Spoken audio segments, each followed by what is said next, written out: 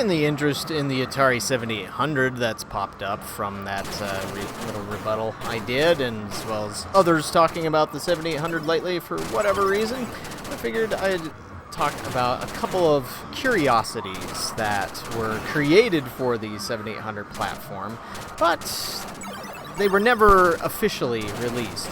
And so the first one is called Sirius, or Cyrus, if you want to pronounce it that way. I guess it depends on where you're from.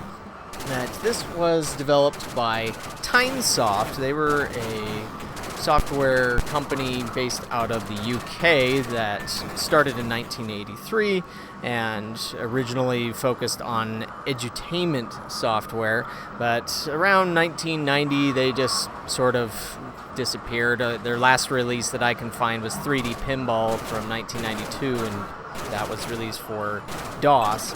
But this and the other game that I'm going to bring up, Plutos, were both developed for the Atari 7800 around 1990. Now, it's not clear just how far in development or how close they were to being absolutely finished. Both games are fully playable. It's just, it does seem like there could have been a few polishing touches put on both games, particularly Sirius compared to Plutos. Plutos does feel like a slightly more complete game, but with Sirius, as you've seen here, it is a side-scrolling shoot-'em-up, I guess in a way kind of like R-Type.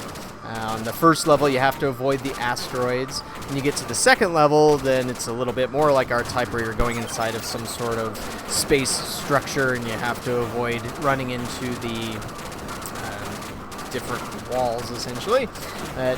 One complaint I could have about this one is just the shots from the enemies blends in with the background a lot of the time, and so that's where it becomes a little bit difficult to dodge them, and also where the stars in the background are the same color as, say, the asteroids on the first level. Sometimes there's just these little specks of rock that you can run into and you don't realize it because you're focusing on something else on the screen, and that's where you die. But in between screens, like the game over screen, is pretty cool looking, and overall just this shows how the 7800, when programmed with the right person around, it would have good use of color, pushes sprites very well. Lots of sprites could be pushed on the 7800 without any flicker, which was always a bonus. And so this just showed that a game like this was certainly possible on the 7800. It would be interesting to see if there was ever a more complete version or what the final changes would have been. I'm not sure if there's any way to hack the ROM. I'm sure there is.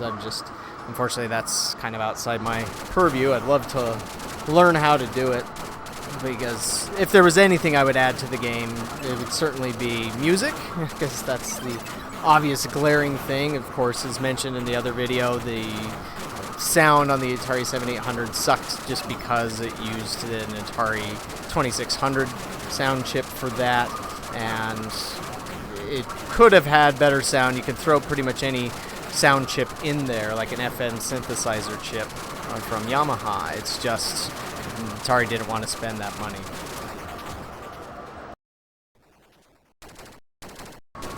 For Tynesoft's second unreleased 7800 game, there's Plutos, which, as you can see, its difference from Sirius is that it is a vertical scrolling shoot-'em-up. It's kind of along the lines of Raiden. I'm sure that Raiden influenced its development. And of the two games, this one does seem to be more complete. And so the power-up system is a little bit different than in Sirius. In Sirius, it doesn't have anything numbered. It's colored, but sometimes you might not notice that as readily. But in this one, you have 3 different power-ups that you can grab. It's just they'll stack on each other. The one thing that's kind of annoying is if you grab it again, like say after I think 4 times, then it reverts back to the weakest state. And so as I played through this again, I recalled that this one that you see here, the kind of wave shot, is probably the best just because it does good damage and it covers a wider area. as opposed to the other two weapon systems. There's also a shield that you can get that allows you to take one extra hit of damage, although it doesn't seem to really work that well when you've got when you collide with an enemy. But with this game, there's not really bullets that you have to worry about. It's just colliding with enemies.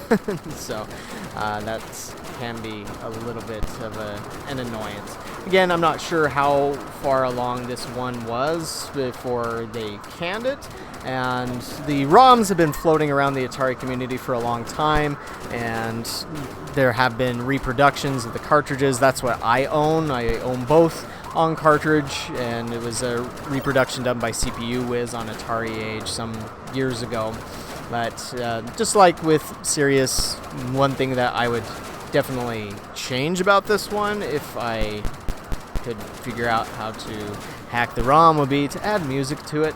Because when it comes to shoot 'em ups, that's always one of the nicest things. When you have a really good soundtrack, then that's one thing that tends to stick out more perhaps than some other elements of the gameplay. But this one, it's a real shame that both of these games were not completed and released during the 7800's lifetime, just because I think it might have helped a little bit. I mean, sure, it wouldn't have made the 7800 defeat the NES or the Master System either. I mean, of course, 1990, the SNES was just about to come out, and the Genesis had already been out for a while.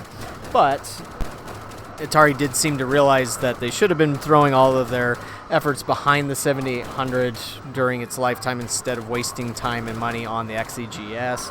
Of course, the Lynx had come out in '89, just right after the Game Boy did. But one other thing to mention about Plutos is this was released on the Atari ST computer. So Tynesoft did a lot of different computer games for DOS, Amiga, Atari ST. They did some Atari 400, 800 games as well. It would have been interesting maybe to see them have produced a few other games, but at least for these two, for good scrolling 80s shoot-em-ups, these would have been very welcome in the library, particularly again with pokey audio, to have some soundtracks behind them, just because the sounds of your shots and the explosions is somewhat tedious after a little while. But these are also pretty decent examples showing what the 7800 could do, because these do not use any mapper hardware. I don't believe they use any extra RAM, so everything that you've seen from both of these games is running on original base hardware of the 7800.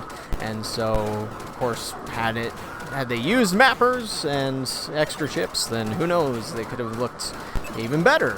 Perhaps with more RAM, could have put more color onto the screen, I don't know. But yeah, those are two cool shoot 'em up games. They're definitely Euro shoot 'em up styles, which is not my personal favorite. I kind of hate enemies that work like sponges, where you have to hit them a bunch of times when they should be fodder.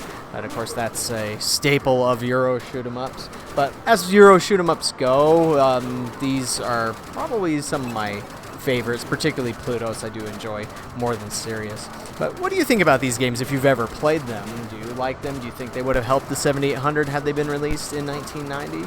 Well, let me know what you think below, and we'll see you on the next video.